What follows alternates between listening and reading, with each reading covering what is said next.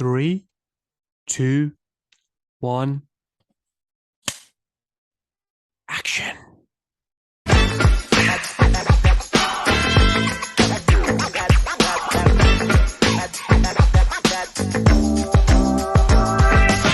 let me tell you something, brother. So, George, I'll just start by just listing off from what I've researched your wonderful accolades. So we have 22 films for HBO, which I mean that's an impressive run, as well as films on ESPN, NBC, and of course the film we're going to talk about today for A&E and WWE. Five-time Emmy Award winner, if I'm correct, Yes, and a three-time Peabody Award winning documentary filmmaker. Am I correct in that as well? that sounds about right. Sums it up. I always say beats real work, you know? I mean, I agree with that. And also, you've done not only, of course, today we're going to talk about the film on Bret Hart, but you've done films on Floyd Mayweather and countless sports like iconic sports like teams and figures. So I just want to start off there because it was really funny because a few years ago, one of my students, I also teach film. That's also a part of my background as well, George. And a few years ago, one of my students asked me, "What's your favorite genre of of movies?" And I said, and I had to think about it, and I was like, "Actually, you know what? It's sports documentaries." He did Mhm. look at me like I'm really weird, and he was like, what kind of answer was that?" But I was like, "Actually, there's nothing better than a great sports documentary because I've always felt that like sports in general is just so cinematic because you just can't script that kind of Yeah. way." And I'm assuming you feel the very same way there. Yeah, no, definitely. I think it's become quite popular the last, I don't know, 10 or 15 years or so since the whole ESPN 30 for 30 genre sort of took the whole sports documentary craft to an entirely different level, not so much in regards to its quality, but in regards to sort of its scope and scale. It's reached a lot more people over the course of the last 15 years or so. The majority of my HBO ones were done under the banner of the sports of the 20th century, and Hmm. they were really, well received and really popular. And I was happy to be involved in all of them. At some point, HBO decided to discontinue the sports documentary within side, which I think in hindsight was probably a big mistake, because they've not Agreed. only, I mean, they've just become more popular since then. But yeah, no, I mean, I grew up a sports fan. I went to college at Emerson College in Boston, so I kind of studied broadcast journalism, and I didn't really quite know what I was going to do, and started working at Major League Baseball productions way back when. I'm going to age myself now, in the 80s, and produced a show called This Week in Baseball for 3 or 4 years, and then sort of stumbled into the sports documentary world with a show that myself and my partner created called When It Was a Game, which was my first big show at HBO, which is we had collected a series of baseball color home movies over the course of an entire year, way Oh, wow. before the internet existed, and did a program that actually won a Peabody Award in 1991, and that sort of put me on the map. And I guess the rest is history. But yeah, it's been fun. You mentioned there, and I read obviously you were. I mean, you mentioned there you started in the 80s, and predominantly obviously your work has been in like television, like documentaries and films. Yeah. How has that changed? I'm very curious, just from like an industry standpoint. How has that changed from then to now? Like as far as it's almost kind of not television anymore, right? Because like Netflix and all this kind of stuff, and some things it's kind of dual, like it's going to be on TV, but it's also you can watch it on Netflix or Amazon Prime. Like, how has Mhm. that worked for you, kind of like producing these films? Well, I think the biggest fundamental change actually has more to do with the viewer than it does the filmmaker. I mean, the capacity for people now to digest long form over the course of 8 to 10 hours of a subject. Like you look at the OJ thing, or the Michael Jordan stuff, or Yeah, anything yeah, nowadays. This recent Olympic hockey thing was a bit of an outlier because it was a 90-minute But it's kind of funny how a lot of the films that I did for HBO back in the 90s and 2000s were all an hour or an hour and 15 minutes or an hour and 30 minutes. Because at the time, I don't know who made the rules. There were no rules, but somebody who was in charge at the time felt like, we got to keep this to an hour and 15 minutes or people are going to turn it off.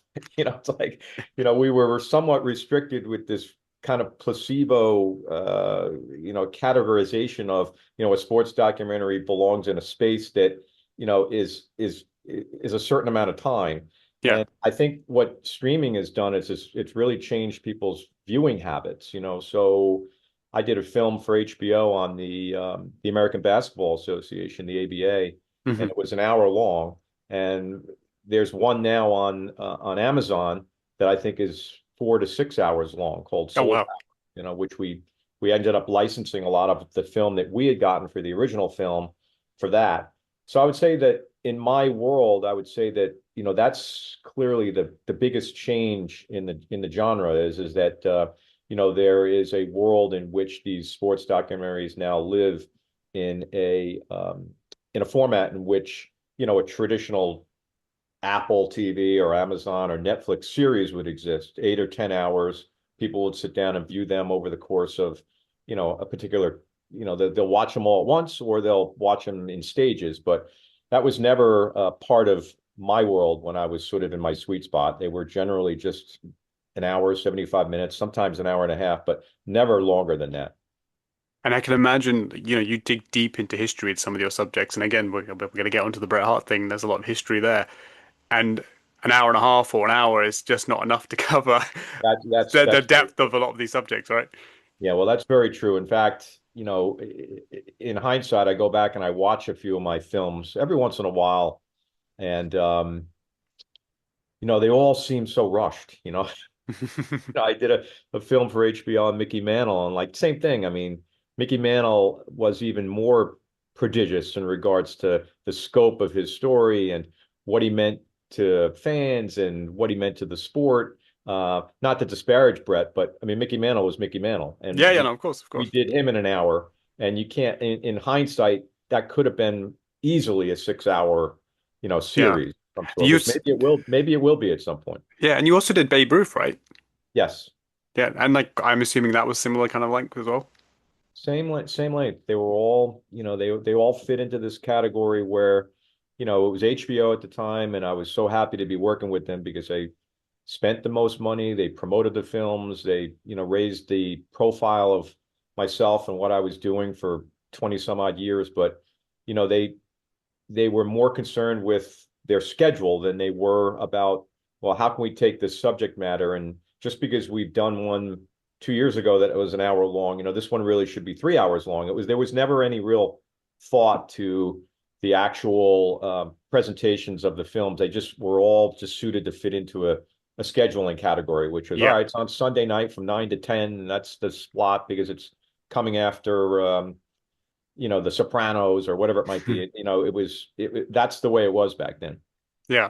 And it was funny because when like I mean I reached out to you a couple of years ago, so I mean this is a few years in the making. But when we were speaking recently as well, you said, "Oh yeah, I'll go back and kind of refresh my memory, watch the documentary." And it's just but the nature of how you've worked is a bit different to other filmmakers because of television, you're like going from like one to another to another to another to another. Like I mean if you look at your list of films, it's literally like back to back to back to back. Yeah, yeah, So in yeah. a way, like, I know wrestlers talk about this a lot as well. I don't know if you experience this with Brett or Booker T, where they can't really remember certain matches because they've had thousands. Like it feels like you have a little bit of that as well. You're like, oh wait, which one was that? I mean, like, do Yeah, they kind of blur into one another? yeah, yeah. No, you're not wrong. There's a blessing and a curse when you look at that part of my career. And you are right. I did do a lot in a short period of time. Uh, Most of my colleagues or contemporaries who were doing documentaries that were some like similar in subject matter, live the life of a typical documentary filmmaker, which they would go maybe 5 or 6 years between documentaries. Hmm. And there was one reason for that. They were trying to figure out how to get the thing paid for. Yeah, They yeah. were figuring out how to somehow figure out, well, I'm now going to move to a new show. Now I got to go pitch it. I got to figure out where I was somewhat spoiled in that I was, I was not only part of, but I was sort of leading the charge at HBO in regards to the subjects. Here, we got to do this, we got to do this. And I mean, they were kind of like feeding the beast. There was always money in the budget. There was always something on the calendar. Oh, we got to figure out what we're going to do in 2005, and in the summer we have to sort of, because if they weren't going to do the films or they weren't going to fill those slots, then, someone else would come along or something else would come along on the network to fill it. So the powers that be at the sports department always made sure that there was plenty of films being routed into the HBO schedule, because if they weren't, they would lose them to some other form of programming. So you know I, as a documentary filmmaker, I mean, if you lined up 1,000 documentary filmmakers and asked them the most important part of their job, it would be to figure out how to get the show paid for. It's actually not easy, but there's a lot of us that can actually do the show. And I was just really lucky that I was in this sort of pipeline where the shows were being sort of almost, mass produced to sort of fill the need of the network. Yeah, you didn't have the problem that traditionally is the problem. You had the finances, you just had to keep Oh churning yeah, them out. Yeah. yeah. And I have a great deal of admiration for people who believe in their subjects to the degree that they'll go through 2 or 3 frustrating years with things falling apart, and doing sizzle reels for this one, and figuring out how to approach someone who's got maybe an independent financier, or plug into some sort of a grant or something. There's a lot of people that, behind the scenes, there's as much work that goes into trying to figure out that portion of it. And they get to the point where actually doing the show is not easy, but doing the show is fun at that point. But, having to go through that initial phase, which is clearly the most difficult part of the process, was something that I never really had to do. So I kind of realized that after 4 or 5 years, and I kind of never really took it for granted, because I realized how unique it was. Yeah. No, and obviously you've naturally, segued yourself into, various other projects, and of course the WWE A&E biography, the first season. So because we are approaching, when this drops, will be 5 years of this specific film, and 5 years also, we're now coming up to 5 years of the first season. So like this relationship of WWE A&E has been 5 years. Right. And they produced like, a lot of really great content, including, of course, your one on Bret the Hitman Hart, which I'm a lifelong Bret Hart fan. I've been, I've had the pleasure of as a fan meeting him a couple of times, and he's a big hero of mine. So when I watched this, obviously I was excited, but at the same time, when I finished and I said it to you in the email, it is literally the definitive kind of like story of Bret. Like I think perfectly, because you caught him at the right time, right? You could tell everything like from start to finish, and the way you did it was excellent. And looking more into obviously your background and seeing what you've done, I was like, oh yeah, this made a lot of sense why George is doing this project. But when you kind of came onto it, obviously you had so much sports behind you. Was wrestling ever a thing you were familiar with, knew of, had some sort of affinity for, or was this a very foreign world to you coming into this? Um, that's a good question. I would think sort of all the above. I mean, I was familiar with wrestling when I was a kid, because Mhm. it was on all the time, it was on television, and one of my cousins was really into wrestling, so I knew the Bruno Sammartinos and the Cheap J Strongbos, and I mean, I was familiar with that world, Mhm. the Freddie Blassies, and the more popular ones, in terms of you didn't have to dig deep into figuring out who these guys were, because Yeah. Yeah. they were out and about, and you knew who they were. Um, I would say that I was never really a huge fan. I didn't really have anything against it per se. It's just that I was always, I was a huge baseball fan. I was a big hockey fan. So I was just kind of following different things. Mhm. And when they approached me, and the other folks who were involved with directing that first season, I was told that I was approached for a particular reason, and it was that I had done these films at a high level for HBO and the like, and that I wasn't coming with any predisposed, not necessarily biases, but I wasn't coming with any real restrictions from within. They were venturing Mhm. outside of the hallways at the WWE, which is sort of unique for them, because they're they're used to sort of controlling the narrative, and they're used to sort Yeah. of, being the ones that tell the story they want to tell. And, we had a couple little bumps here and there about, some editorial things, but nothing that was crazy. But they were interested in getting folks from the outside, who had an independent, different point of view, maybe a little bit of a different approach, and weren't coming with a certain set of structures that may have been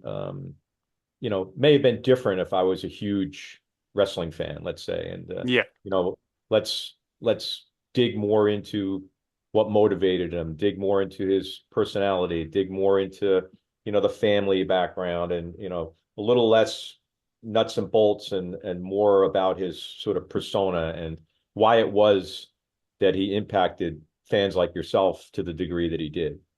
Yeah.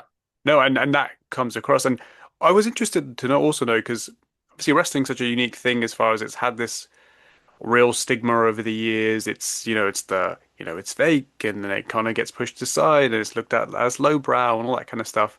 How was trying to convey wrestling to a non-wrestling audience for you? Because obviously there's the WWE audience, but there's the A&E audience as well, which is like not strictly wrestling.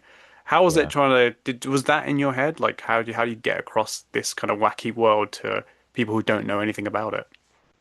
Uh, yeah, but I mean, I think I kind of think that way when I do films on any subject. I was Hmm. like, I might be an expert on a particular person or a particular sport, but I always sort of chart a course in which I think, well, let me, is my wife going to enjoy this? Is my neighbor who knows nothing about this gonna like it and watch it just for the story that it is? And the wrestling thing, I did struggle internally a little bit, and didn't take me long to say yes because I thought it would be interesting.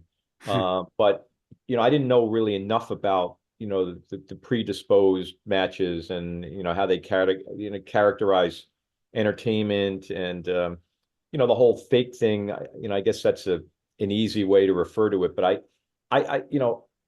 after I dug into it a bit, it didn't take long to realize that irregardless of how they got to a certain output in the match and how they got to a certain point, these guys are, I mean, it's incredible the load that's put on their body and their mind. I mean, 300 days out of the year, the guy was on the road for, Yeah. at least 15 years. And you think to yourself, well, you know, there's this is an interesting person to be able to live that sort of life, where you're in the ring and you're on the stage and you're being pulled apart by all sorts of different forces, and you're injured, and you've got a family at home and you're away from home, and there's so much that goes on with their lives that transcends time that they spend in the ring, and even how and why they appeal to the audience. I mean, just being one of these people is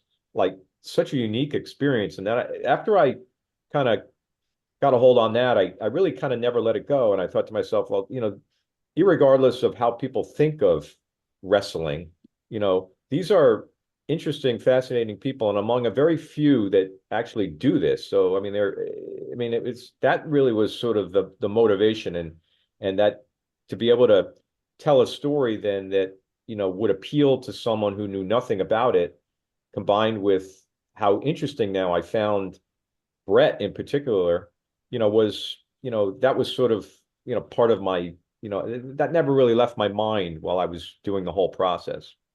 Yeah, no, and that now you're saying that it definitely comes across because like there is so much that you dug into like his family, his upbringing, like him as a person, how he kind of even like I mean I'll come into it later as well. Like these little nuggets of information as far as like when he wanted to be a filmmaker and did a movie on the lizard and he bought a lizard to do it, like all these little things. But again, someone like who was very very immersed in the wrestling probably wouldn't have dug into or found that fascinating to explore. But they're all pieces of the puzzle that led to Brett becoming Brett, I guess you could say, Yeah, the Brett that yeah. we knew.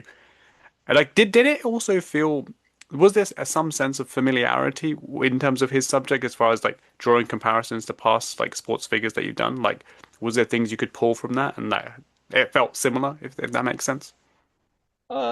Yeah, I mean, I don't know, it might be difficult for me to pull up some specifics, but I think you mentioned the family, and I think anyone doing anything on Bret, including Bret himself in his book, you have to sort of lean in to the family Yeah. because I mean, anytime you're one of 12 kids and you live in this big, huge house and you have a father who projected the sense of sort of power and was commanding and was the sort of the had the dungeon and and I think that anyone anyone can relate to the family, because we all have family, whether it's an extended family or whether it's friends or I mean so that sort of made Bret's story sort of unique from the start. And then, to have his sisters all being married to wrestlers. I mean, there were literally over 20 folks in his family that were all involved, with wrestling. And so, what Sorry to cut comes you off with there, George, but when you found this stuff out, was it kind of like, did you feel like it was a bit of a joke, like this can't be real kind of thing? Sort of, yeah. Particularly with his sisters, I was like, I knew Natalia because we met with her early on before we got started, so I knew the whole connection with her dad and Brett's oldest sister. But yeah, to find out later on that they were all married to wrestlers, and particularly Diana with Davy Boy takes on a whole new different sense of drama, Yeah. with the Wembley match. But yeah, no, I do think that like I said earlier, I think the viewers can relate to family, and it becomes something that becomes partly heartwarming, and then partly everyone has issues with their family, whether it's you have disagreements based on certain things, but the larger the family gets, I would assume the chances of there being divisive elements or there being elements where, like in Owen's case, he's the baby of the family. Mm. And when the baby of the family um, dies the way that he did, it means something so much more because of who he was in that lineage of this family, and being the youngest. It's almost indescribable pain, when he dies the way he did. Yeah, and that's some of the scenes that actually strike me the most. And I think, and again, anyone can relate to, right? When he talks about the emotion and how the emotion that comes out of Brett as well, when he talks about Owen passing, and of course you've got the sisters and how they, still kind of are not really over it, but they just figured out and navigated a way to carry on in life. And he talks about how being so honored to like when his dad passed away and being in the room. Like these are just real hard hitting stuff, and like again, anyone can relate to it. Like when and then what was so interesting to me as well was I remember watching an interview with Steve Austin and Mick Foley, who were also subjects of that first season, and their reaction to having the documentaries about them was kind of like, why are we doing this? Because there's been two or three more recent documentaries, and what else can you do on us?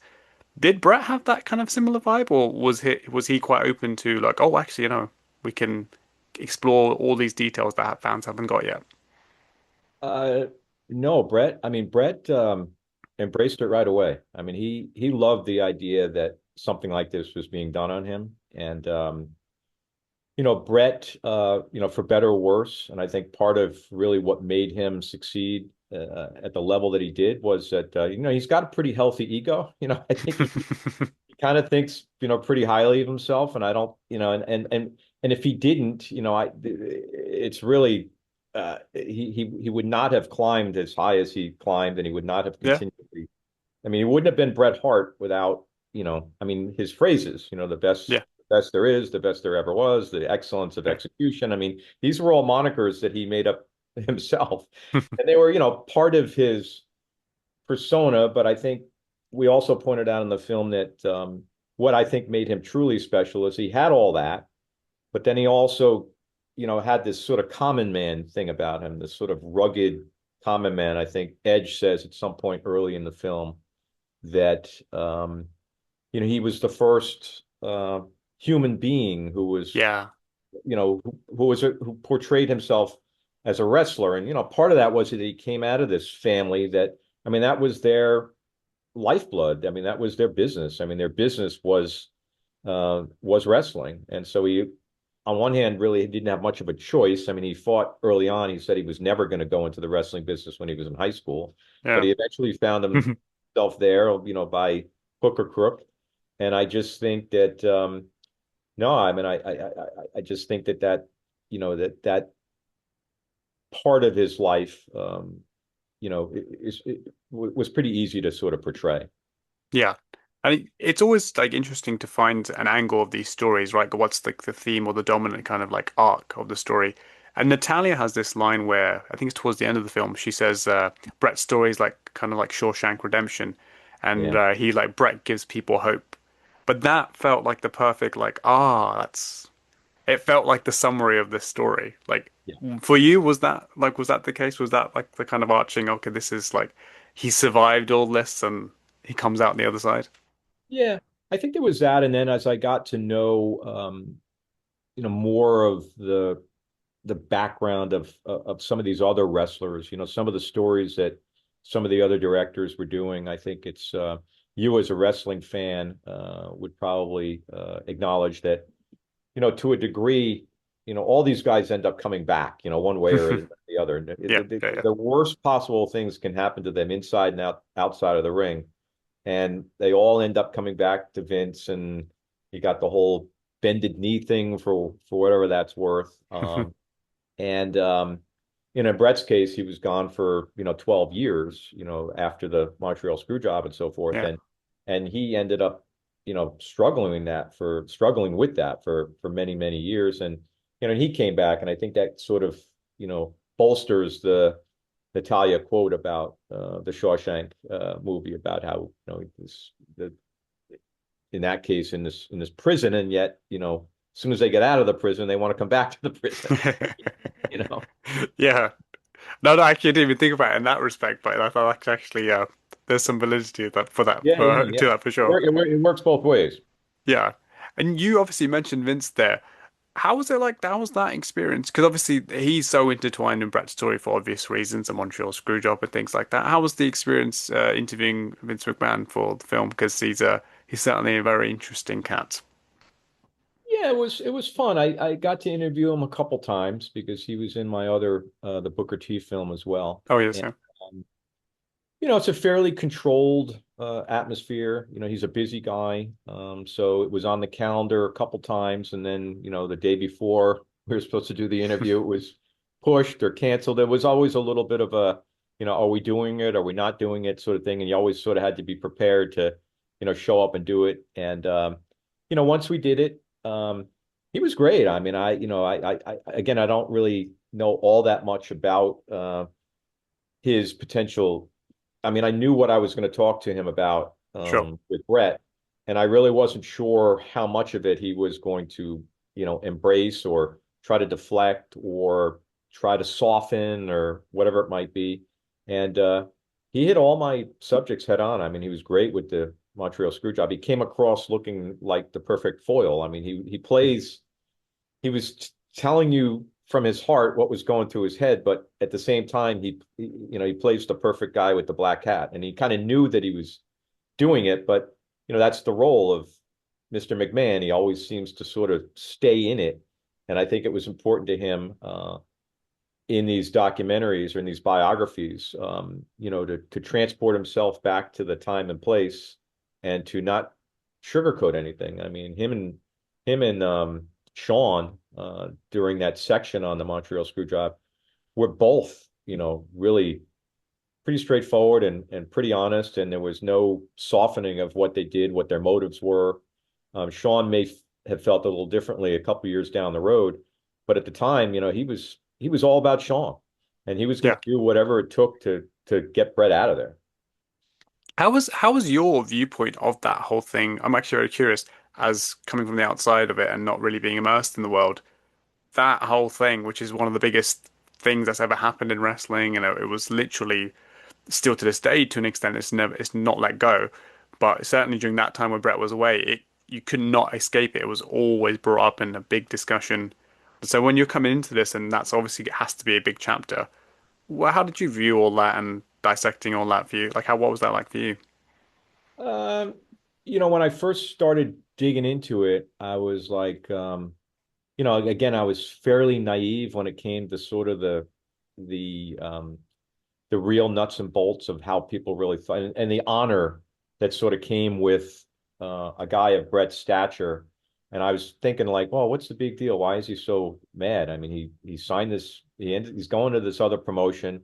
He is the champion of the WWE or WWF at the time. Mm. So, however Vince got himself into the situation, the two of them have got to come to a situation where, someone else is going to be the champion, and the idea that Bret would balk because he felt a personal affront to Sean, to me initially thought, well, why, it's just Bret sort of being Bret. But then the more I got into it and the more I looked at his side of it and about how for years, for 300 days out of the year, and the turnbuckles and the injuries, and what and how, and to the degree that his life was geared around making Vince and the promotion not necessarily happy, but showing up for them time after time after time, and Hmm. that he did deserve to go out on terms that were you know not so embarrassing and not so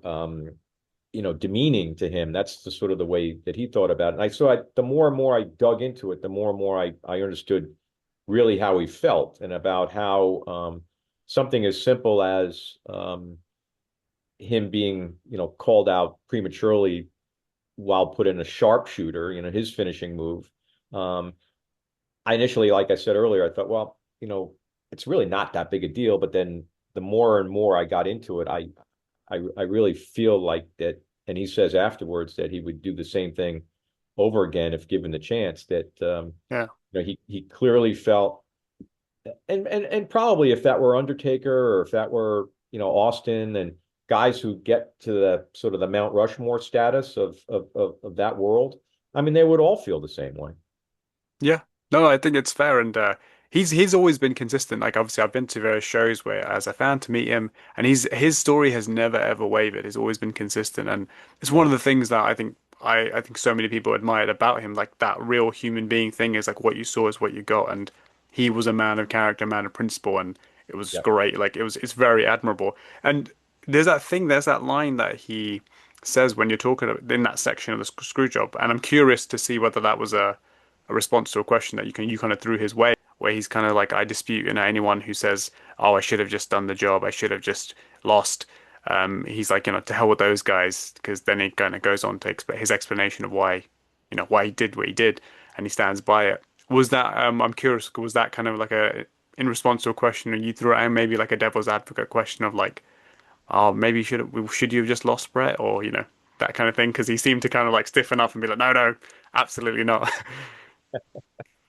Well, yeah, I mean, it probably was in response to a question of some sort. But I think that his reaction to that, and as emotional as he got, was a little surprising. But he got emotional like maybe three or four different times during the Mm. film too, about different things, about his father, and about making up with Sean, and about I just think that there were a lot of elements of what and how and what degree this wrestling thing was somehow different for someone like Bret than it might have been for someone else. It was so Mm. much a part of his life. I mean, selling tickets at 5 years old outside of the pavilion for his dad's promotion, and wrestling for his father, and in the mid 70s, and just being a part of that world for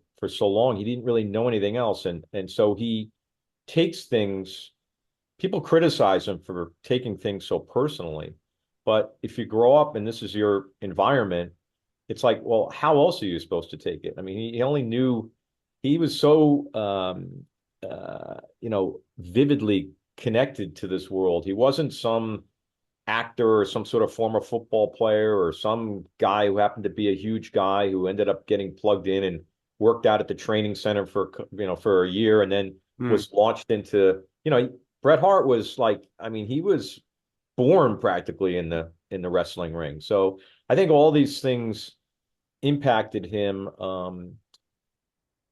in such a different way. It was such a visceral, emotional reaction. I mean, he felt like this was something that was so personal to him that it would almost be indescribable for anyone else to, to really get a sense of why it impacted him the way it did, because Bret was Bret, and there was only really one Bret Hart.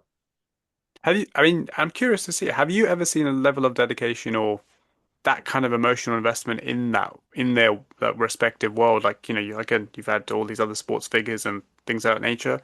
Was this comparable, or does this feel like another level of like commitment? Because like you said, it was like his life. There was no other, he's never not been in wrestling.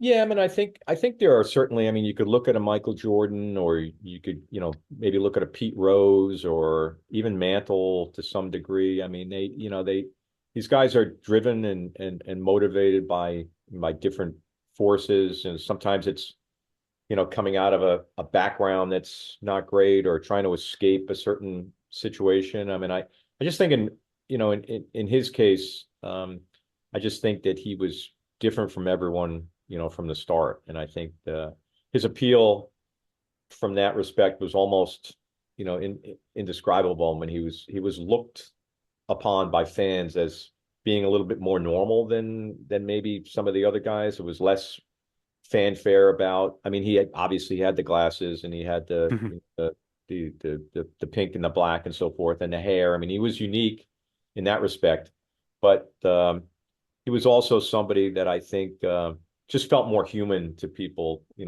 both as a figure and also sort of internally. There was just something about him that, he was normalized, I think, to some degree. Yeah, 100%. And I know, I think one of the things for me that reminds me about how unique and special Brett is from the documentary is, especially in the world we live in now, there's that thing where Dave Meltzer says, you know, I can't think of anyone who would have turned down $2.8 million a year and, be loyal to, where he is. But, he really did do it. And that loyalty, that kind of dedication, and Brett says, I would have jumped in front of a train for Vince McMahon. Yeah. All these kind of things, especially and I not to throw shade, obviously, by any means, but especially in the world we live in, even if we just talk about like the sports world, that kind of loyalty that's rare. Like that's a very unique individual and like something truly, truly special that I think really, really comes across. And I think it lands even more like in the current world that we're in. And like you don't see that a lot. Yeah, no, no, that's a great point. And I think maybe one of the things you could compare it to, although it's a team sport to a degree, although it is comprised of individuals, are these a lot of the golfers leaving for like live golf, for Oh instance. yes, yeah, You yeah. know, I mean, the WWE was the PGA Tour, Hmm. and this guy says to himself, like, I don't want to go play for, the minor league, even though the WCW was, obviously they had turned the tables. Yeah, They were the premier, at least in the eyes of the wrestling fans. The ratings had switched. The Hogans of the world had gone over, and it created a real landslide when it came to their popularity. But Bret, like we talked about earlier, he was not them. I mean, he was, the WWE was the world in which, when he was a teenager or wrestling for his dad, that was part of his aspiration. I mean, this is where he wanted to get to. And when he was there, he thought, well, I'm at the mountaintop. There's no way that I'm going to take money and go to someplace else now. I mean, this is a place that I've always dreamed being. And so I think, yeah, I mean, his loyalty in that regard was certainly unique. And you can compare it to things that happen today in a lot of different respects. uh, I if there was someone who was going to be loyal, it was Bret. I mean, for better or worse. I mean, he was, he maybe didn't really quite assess who he was dealing with at the time, because I don't think Vince was, obviously, in hindsight, nearly that as trustworthy. loyal. But Yeah. that's the way it goes. Yeah, no, absolutely. But there are so many of these little things that, that came out of Brett from this documentary. And again, as a fan, I had that kind of viewpoint of when this came out. I was excited because big fan of Brett, but I was kind of like, I don't know what else I can find out about this man. I feel like I know everything. I was like, I've read the books, seen literally every documentary that's been made of this guy. And during the promotion for this documentary when it was coming out, Brett said, he talked about how it was very important for him. But then he also said, and I've got it written down here, he said that fans can get maybe 2 hours of maybe a lot of little things people didn't know or even think about in regards to his. And that I was like, actually, that's perfect. Because what the charm of like this for me was the little nuggets of things that I didn't quite know, but had a very heavy impact. And one of the things is that your genius opening of the film, where he's just sketching and he's drawing, and he kind of his fascination with drawing cartoons. But then, he says, I always used to draw all these different characters, and then maybe myself becoming the champion of the world. And it just sets the whole film and his whole journey up, and I was like, that's genius because the visuals brilliant, and also I think also you didn't it wasn't in the film, but it's an extra thing on YouTube where there's this whole segment about his cartoons. Like, how did you get into the rabbit hole of those kind of little nuggets of Bret Hart? Well, I knew, and if you look closely, I think you could see the his finished product on my wall behind me back there. It might be a Oh light on it or something. wow! That's the Oh, that's amazing. one of my proudest possessions of that entire experience. And you know what's funny, and we haven't really talked about it, and I'm jealous because you've actually met him a couple times. Brett and I have never met in person. Oh We did wow! that film. Well, we did that film during the pandemic. Oh, of And, course, yeah. It came out in 2021. Yeah, that makes yeah, I sense. was I was I was brought on board sometime I think in early 2019, and we had a lot of conference calls and a lot of when I get out to Calgary and when here's what we're going to do, and we laid out a whole big game plan. And then the pandemic hit, and there were there was a travel restriction embargo. I Mm. couldn't legally travel from New York to Calgary. There was no there was no way I was going to get in.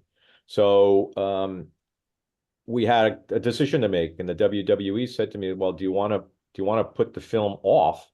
And I said, "No, I because that would mean that I would have to do somebody else." And I had gotten to the point where I had gotten quite fond of Brett over the phone, and we had talked like this with each other for a long, long time about all sorts of different things. And I liked him personally too. And we talked a lot about stuff outside of wrestling, his family and his health and about what he was doing. And I just thought he was a really cool guy. And Mm. then so rather than being handed somebody else, because they were going to do the first season, by hook or crook, it was going to get on the air. And I said, no, I said, let me just dive into it first, and we'll see how things, shake out. And as it turns out, that it just got worse and worse and worse. And I ended up doing the whole thing just the way I'm doing this. Like I was on set virtually, but I had a whole second directorial unit in Calgary actually doing a lot of the physical nuts and Wow. bolts thing, the crew showing up. And so I felt like Oz, like I was the man sitting in New Jersey directing a shoot remotely in Calgary with a guy that and I had an opportunity last year. He came fairly close to my house for some sort of event or something, and but I was away. I was going to surprise him and show Oh, up. So every once in a while I'll check his website to see if he's getting out here to the East Coast anywhere, and he's got nothing scheduled now. But that's one of my goals to meet him in person. As simple that you would think that wouldn't be the case, but it was just the sort of the way things work. It's like found out. Yeah, showbiz. It's showbiz. The show goes on. yeah. That was a. I mean, I imagine that was the first for you directing in that capacity. Yeah, and it was clearly, wasn't something I would ever prefer. Yeah. It was just the whole experience of going there and being with him in his home turf and at the house and just being with him on downtime. Some of those times that you're with people, even out to dinner or just hanging around or just, you can pick up things, that would help the film, one way or the other. Mm. You know, I think we managed and, sort of did the best we could. So I imagine he. So he did he send that drawing to you? Yeah, well, the drawing, and sorry I got sidetracked there, No, but you're fine. No, it's a very cool as far sidetrack. as far as that open goes, yeah, I knew that, it's very rare that you get something that's visual like that, that you could use, not only sort of as a surprise, but as a neat little element. I mean, it was, you know, you're telling a story about a guy, and most of the folks watching it have no idea that, he does this sort of thing, and it's not like he's a professional wrestler and he also, bowls or something, or he does something physical. He builds houses or something. I mean, you can kind of see that, but Yeah, a guy, with in your mind's eye, you see Bret Hart, for what he is, and you would never think that he was, a cartoonist, yeah, So it's like it was about as far away as one could possibly imagine something that someone like him would be interested in. And he was always interested in, drawing when he was a kid. And I thought to myself, well, got to figure out, something to do with this.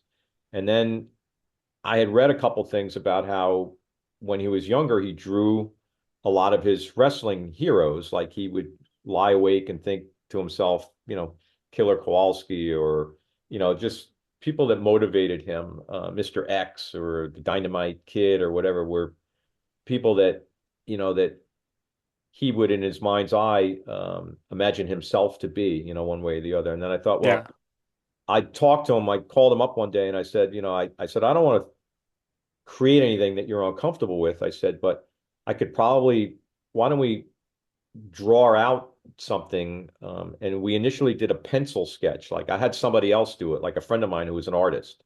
And yeah. I said, and I took a picture of it on my phone, and I said, my buddy drew this of you.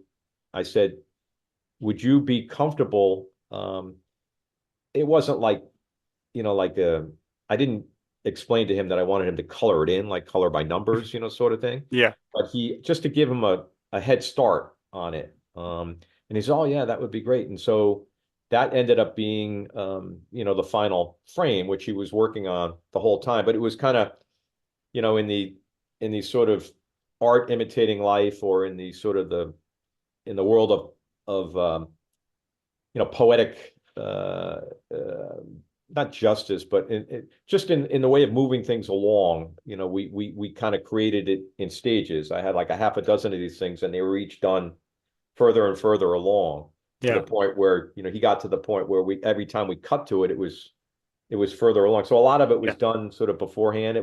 But he did paint it, which is yeah. cool. And he signed it afterwards. And so, yeah, so that was, yeah, I'm glad you pointed that out, because I think that would be, surprising to the viewer. And it's almost like when you're watching Saturday Night Live, and you have that cold open, Yeah, and then, you're thinking, and that cold open the following day is always the thing that's on, is online. It's yeah, like yeah, yeah, this one's imitating Trump, or Colin Jost is imitating Hegseth, or whatever it might be. But it's always the cold open that people seem to be most interested in. And yeah, so, to come up with something that we could ramp into the film, and then just have it be something that almost serves as like a tease, like an additional tease. And so, rather than but burying it in the film, we did go back to it at some point and showed him leafing through some of his drawings in his oh office, yeah, yeah, yeah, which yeah. is kind of, That was really fun as well. And also, like for me again, as the fan who's kind of seen the wrestling stuff, as far as a hook goes, that was a wonderful hook. I was like, oh, that's like off the cuff, it was different. I was like, oh, that's yeah, nice. And then I yeah, was like, and I know he does like cartoons a little bit, but then when you delved into it further, I was like, oh, that was smart. And just from a yeah, storytelling perspective, I very much appreciate that. yeah, yeah. Was it? What? Oh, sorry, go. No, no, and it really meant a lot to me too, that he really loved it. He really, because he fashions himself, rightly so, as a Renaissance man. Like Hmm.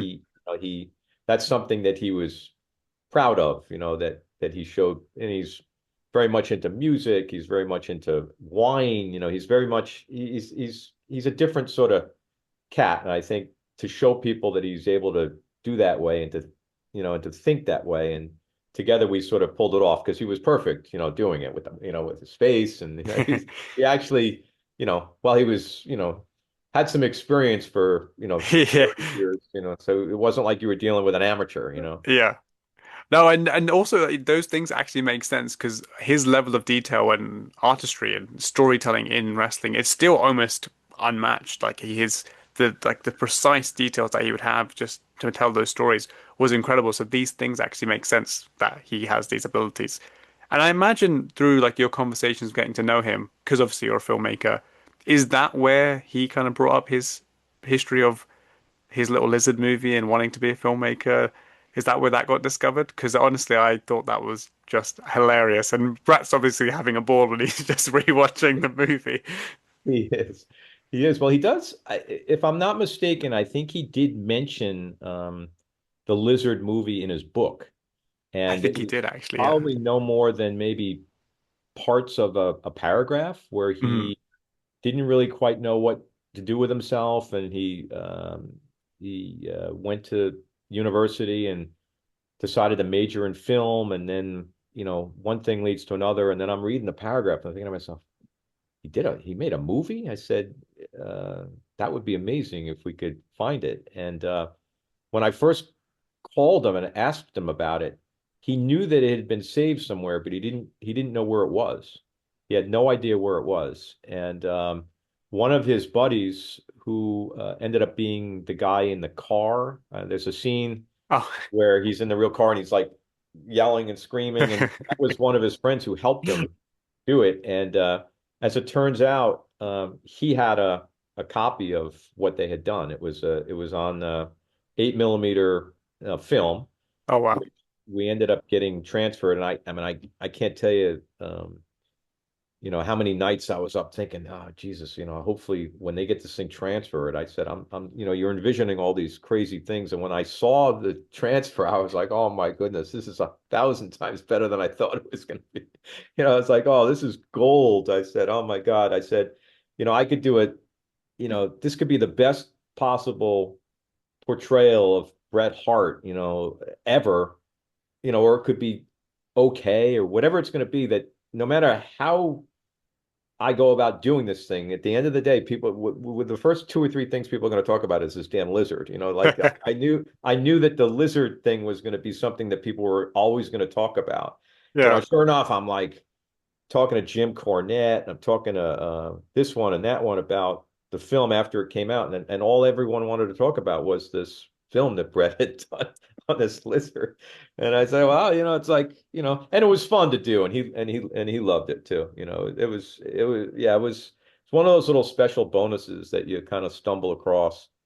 And it's like in your business too. It's like, the harder you dig for something, and you I knew that I wasn't going to give up, one way or the other until we somehow unearthed this thing. Once I knew that it was around somewhere. He goes, it didn't get thrown out. I did have it at one point, and he didn't quite know where, and he said, gave us a call, and sure enough, we turned it up.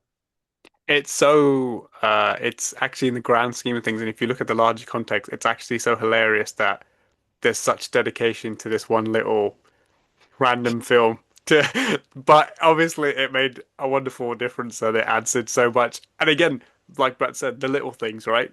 And that's what makes this, I think, Yeah. again, the definitive story because you literally got all the layers of Brett, and it was just, yeah, it was brilliant. It was so good. Yeah. And Well, I appreciate you saying that. I mean, we tried, and you know, as many things as we included, I mean, you can't put everything in, right? I yeah, mean, we just tried to do the best we could in picking and choosing, the things that were going to be things that people remembered about what he had done in the ring, the Mr. Wonderful, the it Mr. was Perfect perfect. Yeah, match, and then, the Davy Boy and the Austin, turning heel thing where yeah, yeah, Steve became Steve Austin largely because of Bret Hart in that match, yeah, yeah. the the rivalries with his brother. Again, it's the family stuff that just hits home. I mean, that was kind of like warm knife through a butter. I mean, the stuff with him and Owen Hmm. was just, knowing where eventually how Owen's story was going to end, Yeah. and the joy that Bret had in helping boost his brother in the eyes of Vince and the entire promotion, and about how important that was. Again, it's family. I mean, so it means something extra to anyone watching it. I mean, it really becomes sort of emotional. I mean, it takes on a different sort of, almost an unexpected thing comes over you when you're watching it. Yeah. No, absolutely. And I think that was, again, we talked about like time limits earlier, the run times and things of that nature. I think taking out adverts, this was an hour and a half, I think, or maybe just below an hour and a half. And that was made it more impressive to me. It was the fact that you covered all of these things, the childhood, the key elements of the wrestling, and also the post life, right? Like being Grandpa Brett, his Right. his his kind of insight of his current wife and that relationship, which I actually didn't know very much about because I think it hadn't really been explored. So the how you chronicled everything was actually just again, I'm just going to sing your praises here, George. It was actually remarkable. Like that's a huge like journey, and I didn't feel like it was rushed. I didn't feel ripped off, if you will, if I can say that. Like I was like, yeah, no, I got everything I needed, and almost then some in a way. Well, I appreciate you saying that. I think, again, you're tasked with this missive, and I think, dealing with Brett and his life, because he's responsible for all those moments. I mean, he's responsible for all those highs and lows, and it was up to me just to kind of captain the ship and not to screw it up.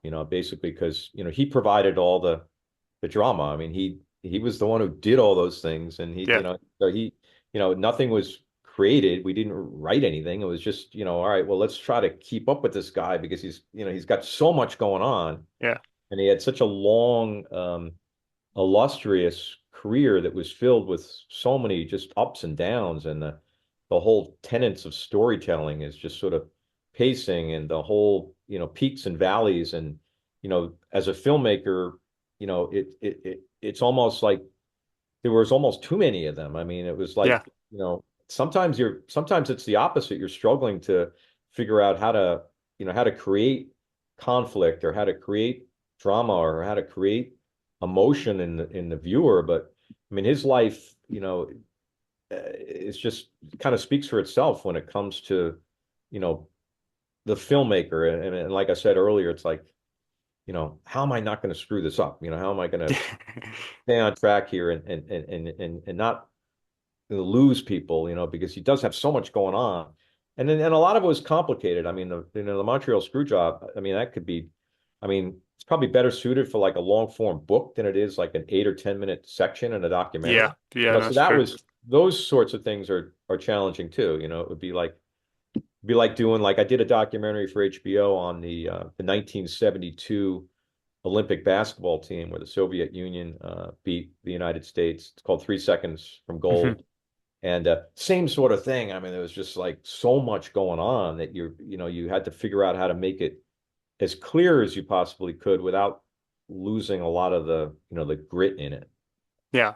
No, and like you nailed that, and it kind of and it wraps up so nicely with like his today, like the life that he lives today, and how he's just actually in a really just a wonderful place, and as a human and just as a fan of him, you're just like, yeah, you deserve that. And it was actually really interesting to hear about his dynamic with his like current wife, because obviously there's the age difference, the racial difference, as they talk about.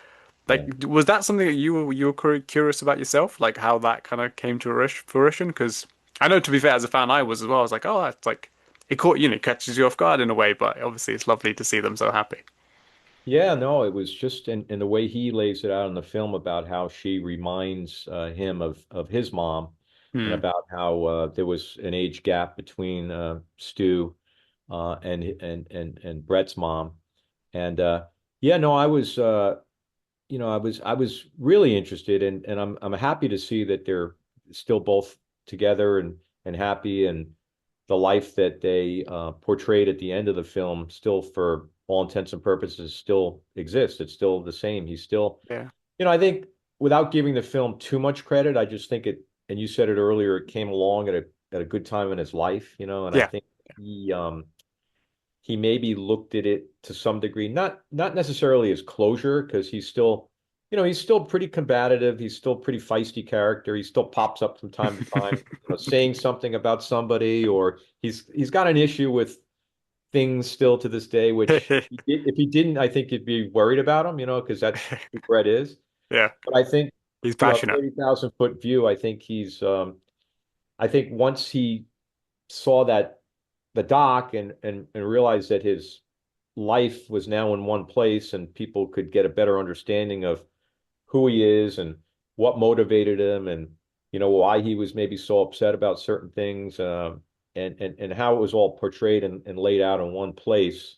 I think that kind of comforted him a little bit, and I think he feels a little more settled now. Again, this was probably a super small part of that. It probably has more to do with his family and his age and about, Mm. he's had a rough life the last 4 or 5 years. He's had some issues with the prostate cancer, and he had the stroke Yeah. when he was riding the bicycle, and he's not, he's, the best there ever was, and the hitman, but it doesn't mean he doesn't have to deal with all the same stuff that older people all over the world, all over the country are dealing with. He's no different. Yeah. No, no, absolutely. And to be fair, closure is the right word because even as a fan, I think I felt that closure. I was like, yeah, this is lovely. This is a nice like okay, that's the story of Bret Hart. So it was like like I said, the definitive story. It was a great thing. And I'll for the last few questions, George. I mean, I really appreciate the time. You've been so generous.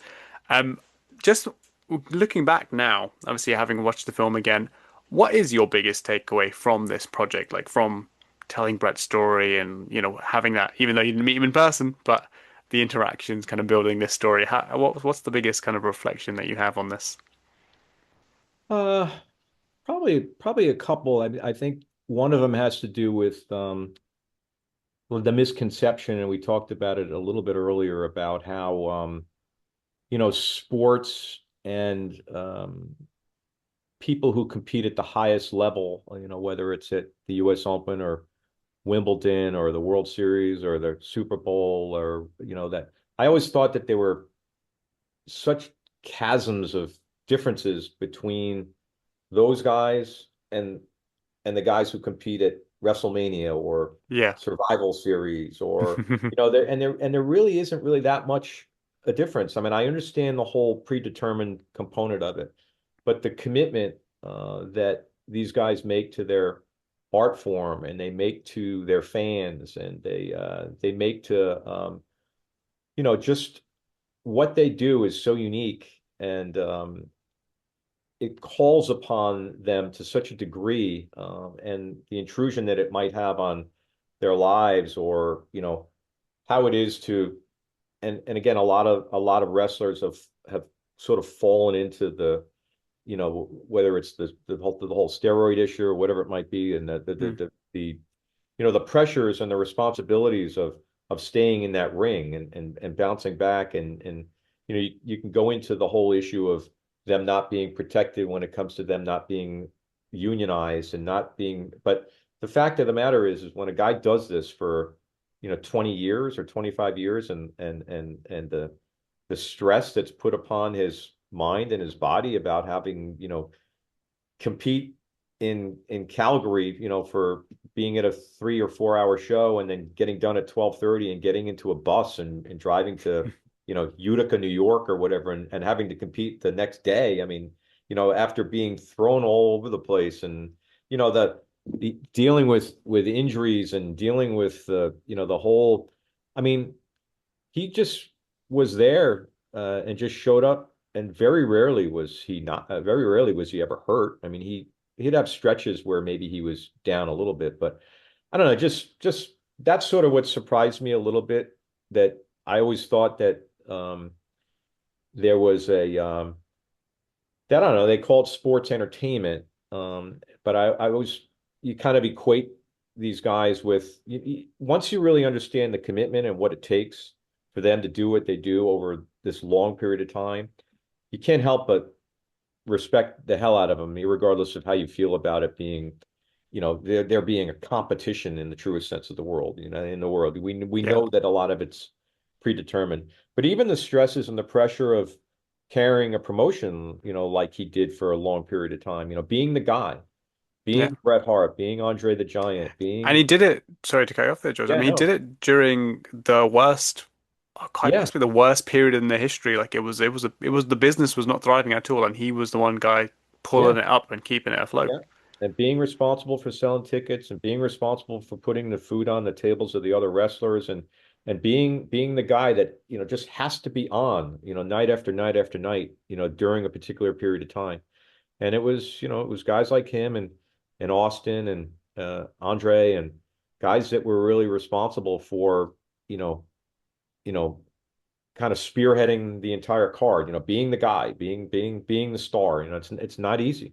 Yeah, no, absolutely not. And my final question, George, I would be very curious to know if you would be willing, or if there's even perhaps even a thought of if you would want to do another wrestling related film in the future, whether you'd be open to that, whether there's a person that you're like, you know what, that might be interesting too. Or did you just peek at Bret Hart and you're like, I don't know if I could do another one? No, I was actually interested in doing another, and we talked about doing a few more after this. In fact, I don't think it matters that we talk about this stuff now because it was so Hmm. long ago, but they had some changes internally and they went through the whole again, I don't know the specific nuts and bolts, but when they got purchased by the Ari Oh, Emanuel group, when that whole TKO, yeah. yeah, when that whole thing came about, I guess there was a philosophical change that somebody there said, well, do we really need to continue to hire these outside guys when we have all these people here looking for things to do or whatever it might be? So I had gotten started on Eddie Guerrero, who I mean, I loved Eddie Guerrero's story, Wow, yeah.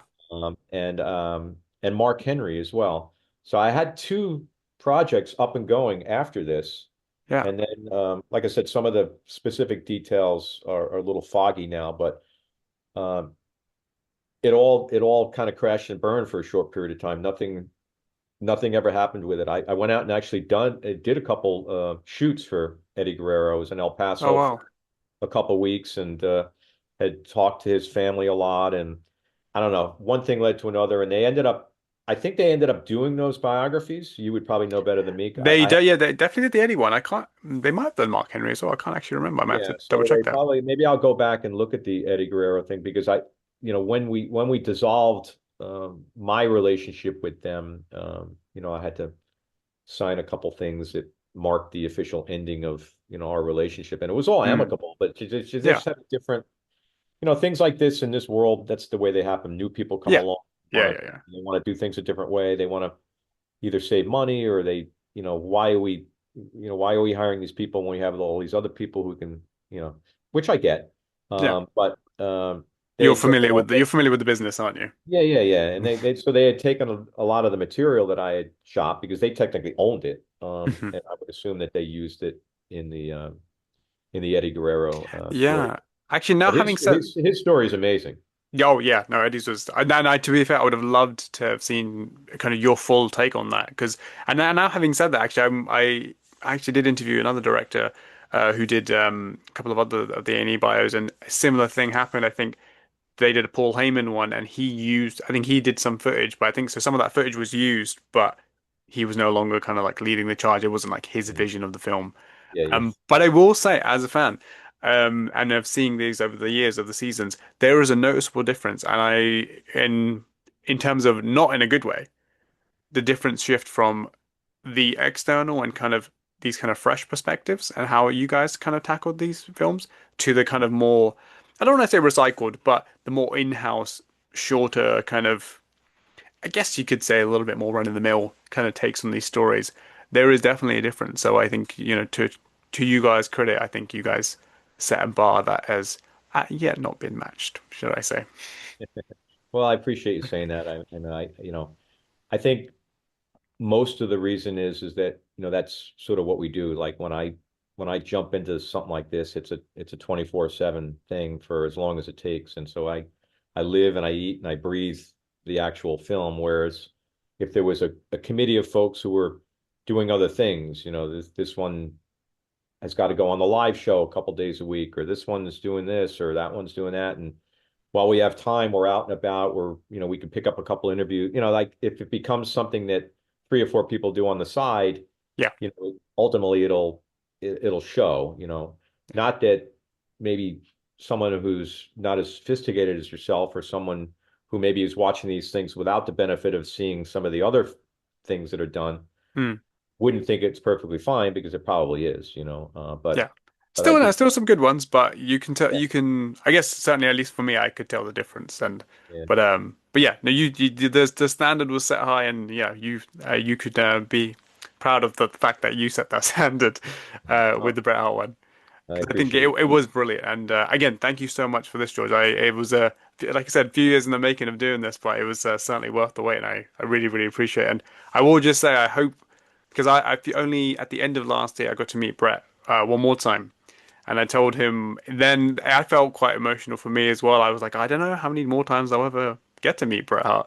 So I kind of really let it out to Bret. And I was like, I did say to him, I was like, you're such an inspiration to me. And I was like, how you carry and conduct yourself. If I ever feel like I'm going off path in my life, I kind of look how you carried yourself and the hero you were. And I think it did mean a lot to him. And I appreciate his reaction. So I hope you get that interaction and get to finally meet him in person, because that would be a wonderful thing. I appreciate that. Well, if you hear if you hear anything about his travels, and you think he's going to be I'm in New Jersey, so Okay, yeah. are you on the West Coast, or? No, to be fair, I'm actually London based. I'm over here in the UK. Oh, you are, okay. Yeah, yeah. So he came to London, yeah, end of last year. It was like Oh, November okay. around that time, yeah. But Okay. yeah, it was wonderful. And like I said, knowing that you didn't actually meet him kind of blew my mind there for a moment. But Yeah. I do hope that happens, because I think that would be a Yeah, wonderful I thing. wasn't sure whether it it it added or takes away from the experience, the fact that I've never met him. So I was like, should I say anything or should I not? No, But it's I sort of, think it actually adds. I think it makes the accomplishment of the film so much more impressive. The fact of what you did, considering that limitation, yeah. and you can't tell, like it's absolutely like. But now that you said it and you look at the time frame, I was like, of course it was not in person, but the final product doesn't represent that. Yeah, all right. Well, I appreciate it. I had a lot of fun. It was nice meeting you. Yeah, no, thank you, George. Yeah, Thank you for thanks your for being time. so dogged. Thanks for being so patient with some of the early stuff, but I appreciate you being dogged about finally getting it done. No, I appreciate that, and just the time the honesty were wonderful. So thank you, George, and Okay, hopefully one day we can do it again. I appreciate it. Thank you. let's do it. Okay, buddy. Thank you. Thank you, buddy. Bye.